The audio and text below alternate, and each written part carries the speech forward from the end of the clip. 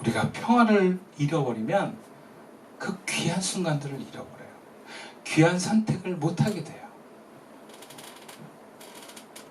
그래서 주님은요, 우리의 마음과 몸과 환경과 감정과 상관없이 우리의 영혼이 하나님의 평화로 늘 가득 채워지기를 원하십니다. 또 평화의 왕으로 오신 예수님께서 우리를 그렇게 만들어 주실 수 있다고 말씀하십니다. 그렇다면 구체적으로 예수님 우리들에게 어떻게 그 평화를 내어주시는가? 우리는 어떻게 그 평화를 놓치지 않고 혹은 놓쳤다 하더라도 회복해 갈 수 있는가? 오늘 본문 30절 말씀입니다. 이르시되 너희는 맞은편 마을로 가라. 그리로 들어가면 아직 아무도 타보지 않은 나귀 새끼가 메어 있는 것을 보리니 풀어 끌고 오라. 여러분, 예수님께서는요, 우리 억울하고 연약한 형편에 공감해 주심으로 평화를 회복시켜 주십니다. 여러분, 예수님께서 예루살렘으로 입성하실 때 왜 하필 나귀 새끼일까요? 스가랴 9장 9절에는 이런 말씀이 있어요. 보라, 내 왕이 내게 임하시나니 그의 공의로우시며 구원을 베푸시며 겸손하여 나귀를 타시나니 나귀의 작은 것 곧 나귀 새끼니라. 그래서 말씀대로 그것을 실현하기 위해서 내가 메시아다라는 것을 보여주기 위해서 그러셨다라고 하는데, 왜 예언부터 나귀 새끼로 하셨을까? 여러분, 나귀 새끼, 그것도 한 짐 하나도 실어보지 않은 나귀 새끼니까 얼마나 그게 좀 약간 초라해 보이겠어요. 전쟁에서 승리한 장군이 입성할 때는 100마를 타고 들어갑니다. 또 그 몇 마리냐에 따라서 다르다 그래요. 뭔가 사람들한테 어떤 왕으로서 선포되어지는 그 영광이 선포되는 그 사람은 그만한 이미지만 모습을 갖춰야 됩니다. 그게 나귀는 아닌 거예요. 근데 이 어린 나귀를 타시고 오시는 그 예수님은 그냥 딱 보기에 무기력해 보입니다. 그래서 스가랴에서의 어린 나귀를 다시 보는 것은 겸손의 상징으로 보는 것입니다. 왕이신데 당연히 100마를 타고 오셔야 되는 분인데 어린 나귀를 탔다는 건 일부러 겸손하심을 보이기 위해서 타셨다는 거예요. 그렇다면 예수님의 겸손의 의미는 무엇입니까? 예수님의 겸손은요, 이것입니다. 이 땅에 가장 낮은 사람들과도 내가 같은 자리에 서겠다라는 거예요. 그것이 예수님의 겸손입니다. 거굴하고 고통받는 사람들을 보면 그 당시 다 가난한 사람들이었어요. 힘이 없는 사람들이었어요. 그들과 같은 자리에 서겠다라는 거예요. 그들과 마음을 같이 하겠다라는 것입니다. 이것은 곧 이들의 삶을 공감하고 함께 한다는 것을 의미합니다. 여러분, 예수님이 입성을 하신데 출발이 어딘지 아십니까? 베단이라는 곳이에요. 베단이는요, 가난한 사람들이 모여 사는 곳입니다. 정말 멋진 곳에서, 좀 부자 동네에서 입성을 출발하신 게 아니라 아주 그냥 지쳐지게 가난한 동네에서 출발하신 거예요. 그들의 자리에서 함께 하신 것을 보여주는 메시지로 보여줍니다. 우리의 억울함, 우리의 분노, 우리의 가난과 아픔을 예수님께서 공감해 주시고 함께 해 주심으로 인해서 여러분, 우리는 평안을 얻습니다. 공감이라는 건 그런 거야. 같은 위치에 서서 내가 되게 아픈데 그걸 같이 아파해 주는 거. 그게 공감이고 그것이 평화의 통로가 됩니다. 예수님이 우리의 모든 상황을 공감해 주십니다. 왜? 겸손의 왕이시기 때문에. 예수님은 가장 높은 곳에서 오셨지만 예수님은 모든 인간이 가장 낮은 자리로 가셨습니다. 그래서 모든 사람의 삶과 억울함과 답답함을 공감하실 수 있어요. 여러분, 예수님보다 억울한 사람이 어디 있습니까? 그 당시에 가장 고통받는 십자가형을 받은 그 예수님, 채찍을 맞은 예수님, 제자들이 다 배신하고 떠난 배신의 경험이 있으신 예수님. 그럼 모든 사람들, 이 땅의 모든 고통받고 평안을 잃어버린 사람들은 예수님께 위로를 받는 줄 믿습니다. 예수님은 우리보다 더 낮은 자리에 거하심을 통해서 우리를 위로하십니다. 또 어떤 경우는 우리가 예수님의 마음으로 예수님이 보낸 하나님의 사람으로 그런 사람들을 위로하게 되는 줄로 믿습니다. 주님은 우리와 공감해 주심으로 우리 마음의 평화를 회복시켜 주십니다. 두 번째로 예수님은 우리들에게 어떻게 평화를 회복시켜 주시는가? 본문 45절 말씀인데요. 성전에 들어가서 장사하는 자들을 내쫓으시며 그래요. 예수님은요, 우리 안에 억울함과 분노와 두려움을 쫓아내 주심으로, 또 다른 표현으로 가져가 주심으로 평화를 회복시켜 주십니다. 예루살렘은 말 그대로 그 이름의 뜻이 평화의 터라는 뜻이에요. 살렘, 이게 평화거든요. 예루살렘, 예루는 어떤 터, 장소 이런 의미를 갖고 있어요. 예루살렘 하면 평화의 장소, 이런 의미와 뜻을 갖고 있습니다. 근데 예루살렘이 왜 평화의 터냐? 하나님이 임하시는 곳이기 때문에 평화의 터입니다. 근데 그 말 그대로 가장 세상에서 평화를 될 그곳이 그 당시에는 하나님의 평화가 끊어져 버려서 오히려 평화가 없는 불의와 불안이 가득한 강도의 고열이 든 곳입니다. 예수님께서는 평화를 잃어버린 예루살렘을 향해서 하늘의 평화를 잃어버린 결과로 돌 하나도 돌 위에 남지 못할 것이다 라고 예언하십니다. 그 말씀대로 예루살렘은 주후 70년에 로마에게 완전히 멸망을 당합니다. 그런 강도의 고열과 같은 장사의 사고파는 현장에서 성전에 때려서 예수님이 그 장사하는 자들을 내쫓으신 거예요. 아무도, 다들 알면서도 성전의 기득권 세력에 의해서 자행되어지는 그 불법, 불의의 행위에 아무런 저항도 할 수 없었는데 예수님이 뒤엎어버리고 쫓아내신 거예요. 물론 그들은 예수님이 가신 다음에 다시 들어오겠죠. 그러나 예수님이 계시는 한 그들은 얼씬하지 못할 것입니다. 아무리 그 뒤에 대제사장이 버티고 있어도 강력한 종교의 기득권자들이 장사하는 사람들의 뒤를 봐주고 있어도요, 예수님이 계시는 한 성전에서 장사일을 할 수가 없는 거예요. 여러분, 예수님이 우리 안에 계시면 예수님이 쫓아내 주십니다.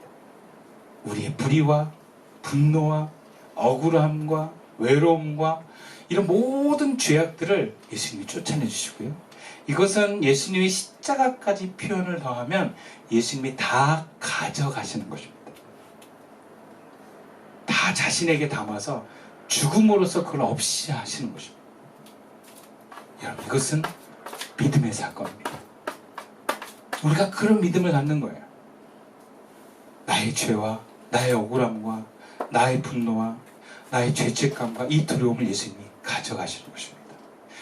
이것을 가져가시기 위해서 그걸 자신에게 담으시는 거예요. 그걸 함께 하시는 거예요. 그래서 함께 아파하시는 거예요. 제가 한 주간 막 아프면서 주님 어디 계십니까? 주님 저에게 말씀해 주십시오. 막 마음이 막 두렵고 막 여러 가지 막 억울함과 막 이런 게 올라올 때 주님 어디 계십니까? 제가 한 일주일쯤 말씀 묵상하면서 알았어요. 주님 나와 함께 아파하셨구나. 신학자들이 예수님을 십자가의 사건을 해석할 때 예수님이 십자가에 달리실 때 하나님 어디 계셨냐 이런 질문을 하거든요. 그때 한 신학자는 이렇게 이야기합니다. 하나님은 예수님과 함께 십자가의 고통 가운데 계셨다.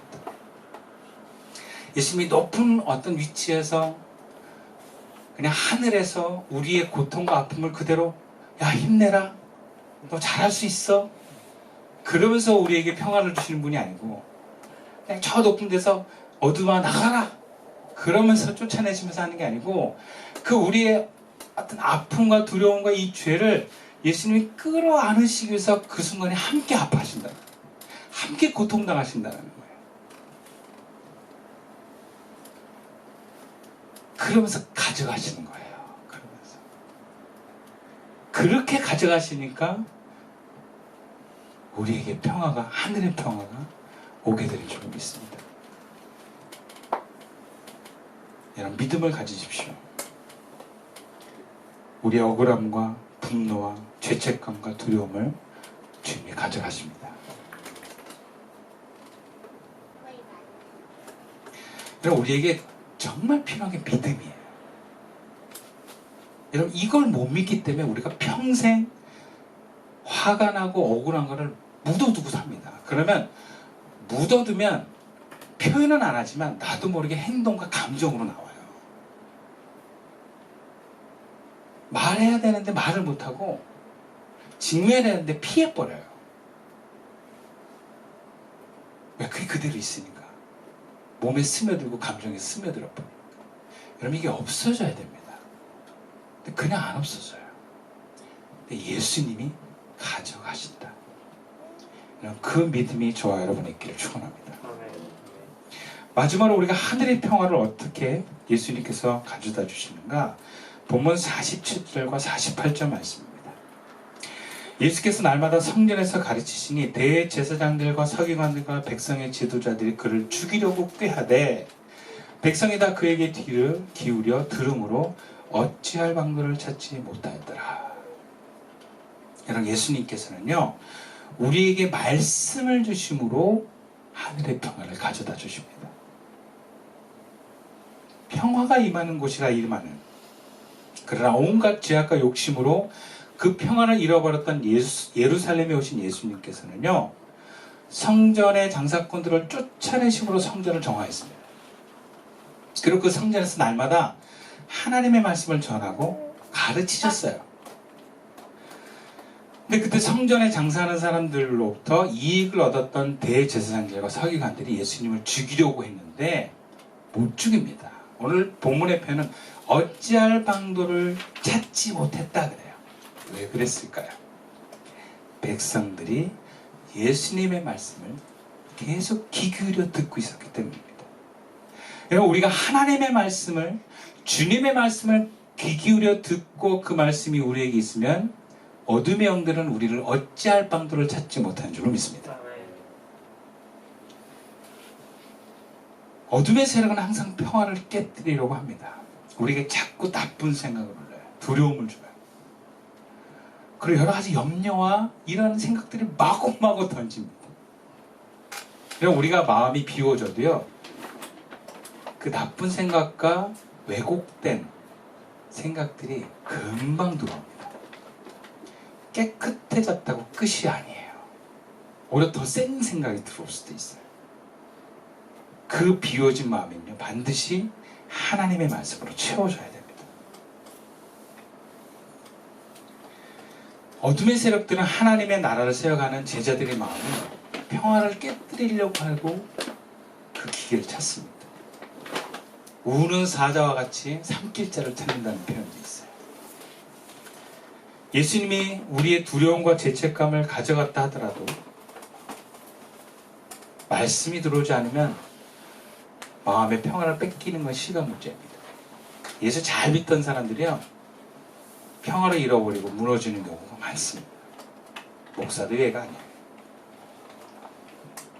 아마 예수님이 떠나고 나서 종교 기득권자는 또 바로 어지럽힐 거예요.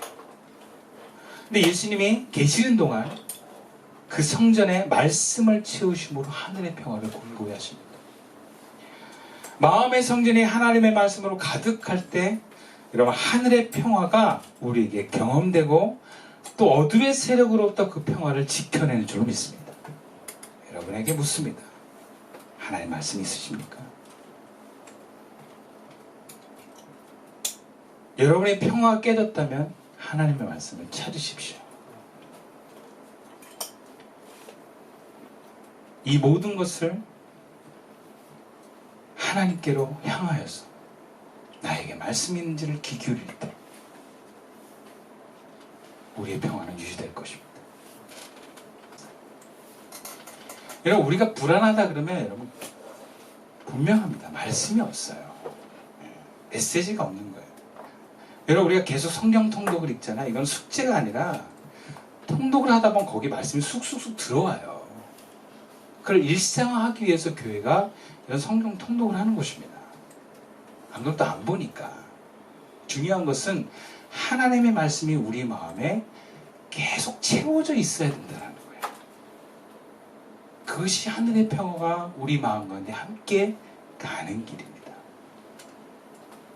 하나님의 말씀이 있으신가요? 그러면 하늘의 평화가 여러분에게 있는 것입니다. 말씀을 마치겠습니다. 주님은 우리에게 하늘의 평화를 주십니다. 그리고 그 평화를 빼앗기지 않기를 원하십니다. 예수님을 따르고 또 예수님의 뜻 가운데 우리가 서고자 할 때 여러분 우리 마음, 내 마음을 들여다보십시다. 내 마음의 평화가 자리 잡고 있는가? 아니면 억울함과 답답함과 두려움과 분노, 죄책감에 채워져 있는가? 지금이라도 주님께 평화를 구하십시오. 평화의 왕이신 예수님께서 우리 마음에, 우리 영혼에 하늘의 평화를 회복시켜 주실 것입니다. 기도드리겠습니다.